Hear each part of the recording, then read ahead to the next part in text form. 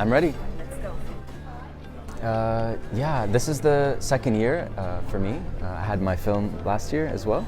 I think the cinemas are great, but I mean, it's an international festival, so I think it's fantastic that it's taking place here. It is the MENA premiere of the film, and I also had the MENA premiere of my last film here as well. So I'm just starting to get comfortable, I guess. And we have a new film. This film that I had yesterday, or screening at the Red Sea this year, is a third feature film of a trilogy. And it's the last film. It sort of closes the trilogy, and we're hoping to finish editing the new film like soon enough to apply again for the Red Sea, to have sort of like a trilogy as well of 3 films again. I think it might give away something from the film if I actually go into depth, but it is the third film, so it kind of plays on that. The 3 eyes sort of symbolically resemble something in the film, and I guess you'd have to watch it to find out.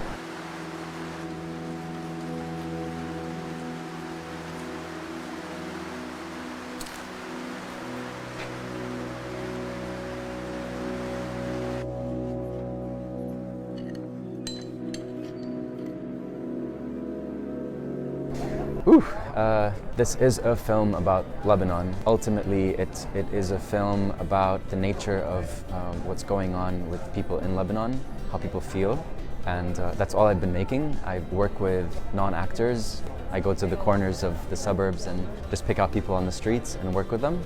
This film was made with a good friend of mine, Fuad, who I've been working with for 8 years. He's a mechanic that works at a garage, and I've been visiting this garage for 8 years, and he's in all my films actually, but he became sort of the protagonist in this film, where all these people are coming to his garage, all these Lebanese people with car issues.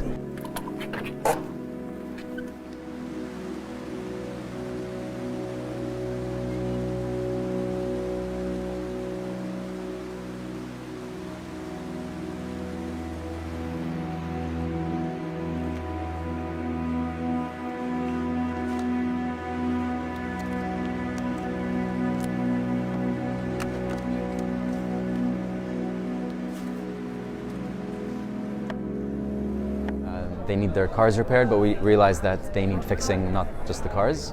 But we've come to think that people are like cars, and that's not the case at all. People have feelings, but it's sort of a gateway into a place where you can kind of go within and have sort of a therapy session with someone. And I'm sort of like a replacement or a person that mirrors Fuad in a way, to kind of listen to these stories. People also listen to my story in a way through the silence that Fuad kind of embodies. The rain, I think.